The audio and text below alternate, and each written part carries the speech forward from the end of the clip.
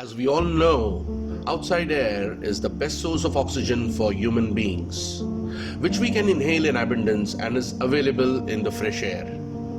And inhaling this fresh air keeps us healthy, fit, and fine. But in today's urbanized world, we are confined to these concrete structures, the result enclosed indoor spaces with lack of oxygen and multiple types of indoor air pollutants. And these indoor air pollutants keep on harming our health. As per the WHO World Health Organization, around 4.3 million deaths occur due to indoor air pollution. About 20 lakh cases and about 80,000 deaths account for hospital-associated infections as per Biospectrum. Hello and welcome. My name is Yogesh. I'm a mechanical engineer by profession and specialize in HVAC. And in this video, we will be discussing about indoor air quality and the effects of indoor air pollutants on human beings. So I request you to please watch this video until the end for you to understand if you are not surrounded by indoor air pollutants. So let's start this interesting video. So what are the indoor air pollutants? Let us discuss one by one. The first one is airborne particles of vehicle exhaust which enters via infiltration of air. Number 2, indoor formaldehydes. Number 3, carbon dioxide from people exhaling. Ozone. Number 4, ozone from outdoor air or ground level ozone. So let us discuss in brief each one of them.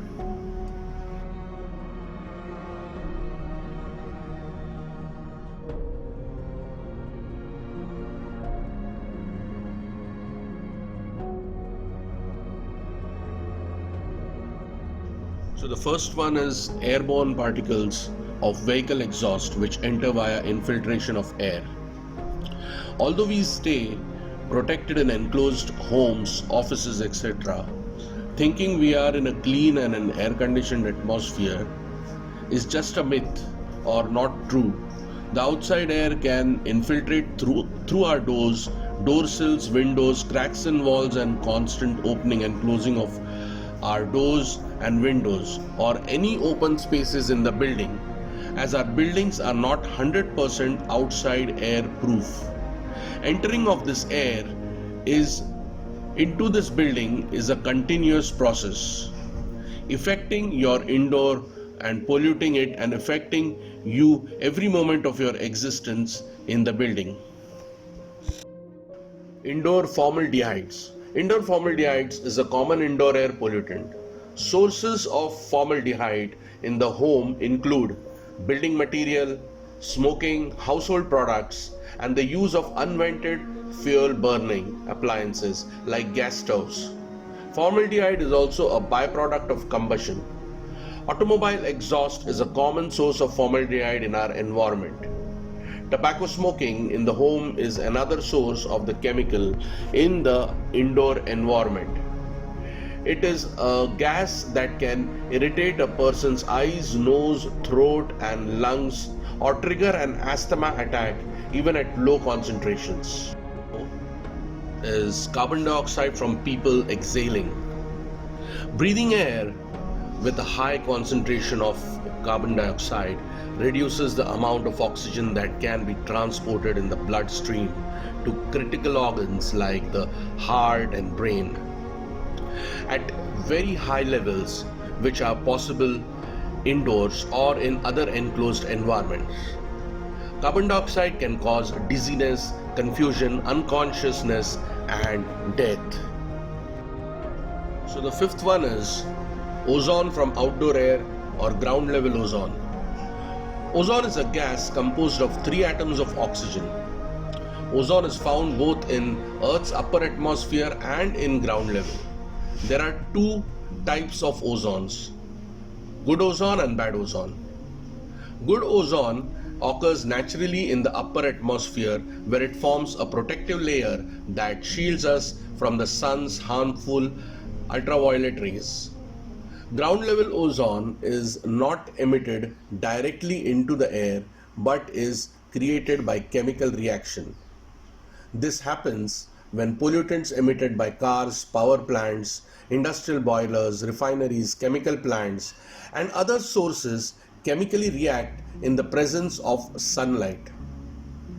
Ozone is most likely to reach unhealthy levels on hot sunny days in urban environment, but can still reach high levels during colder months also.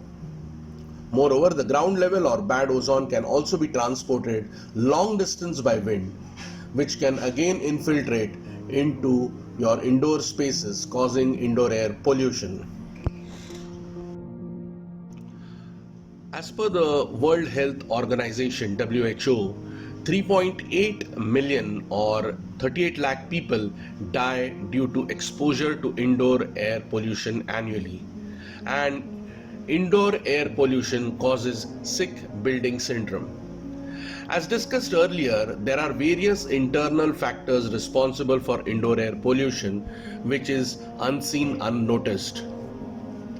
If your indoor spaces are negatively pressurized with respect to the outside air, then all the dust, dirt, and outside contaminants will enter your indoor spaces. Air conditioning systems, if not maintained correctly, can be one of the major reasons of indoor air pollution, because air conditioning keep circulating the same indoor air, due to which the oxygens in the indoor atmosphere is reduced as it is continuously utilized by the occupants, and the percentage of carbon dioxide increases. All these factors result in sick building syndrome. So what is sick building syndrome or SBS?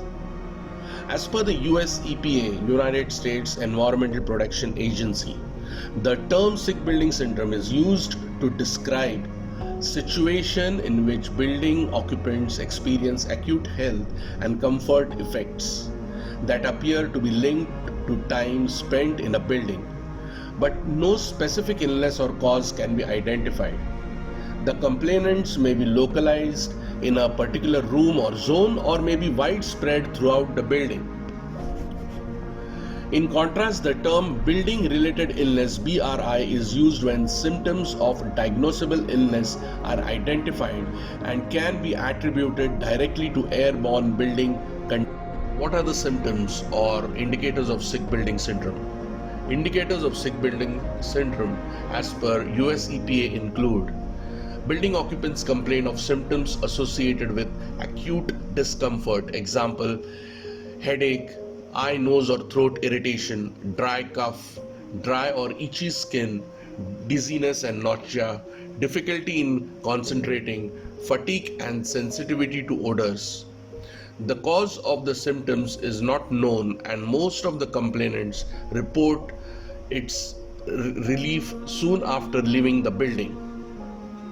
Building occupants complain of symptoms such as cough, chest tightness, fever, chills, and muscle aches. The symptoms can be clinically defined and have clearly identifiable causes. Complainants may require prolonged recovery times after leaving the building. Nevertheless, studies show that symptoms may be caused or aggravated by indoor air quality problems.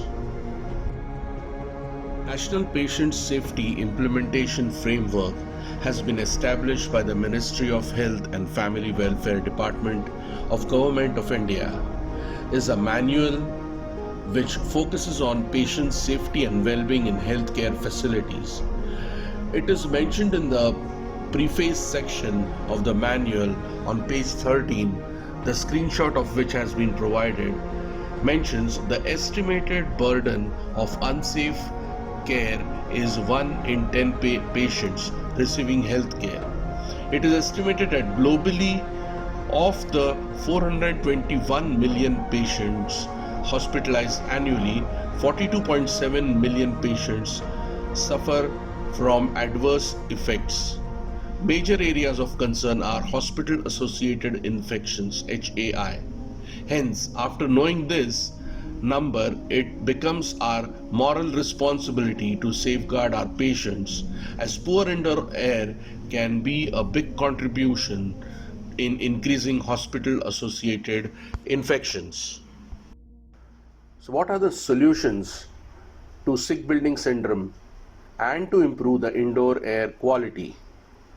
As per the US EPA, pollutant source removal is very effective way in resolving indoor air quality problems. EPA further mentions about correct preventive maintenance of the HVAC systems.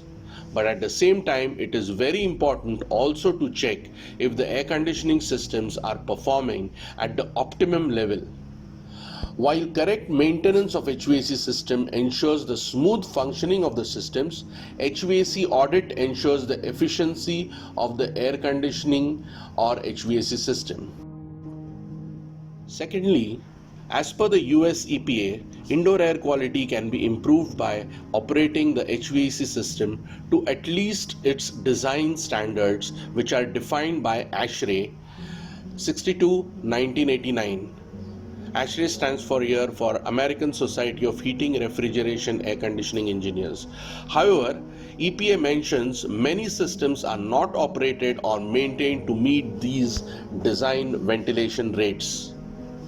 Moreover, for achieving indoor air quality, we provide demand control ventilation systems which monitor the CO levels and VOC levels inside the building and exhaust the stale air out on identifying the increase in the carbon dioxide levels or the VOC levels. Each system provided is a custom-made system depending on the area and the volume and the air changes, and we also provide solutions in Operation Theatre air conditioning systems as per the authority regulations and requirements. You can kindly contact us on the details provided on the running line below, and we thank you for listening to our complete video. Thank you.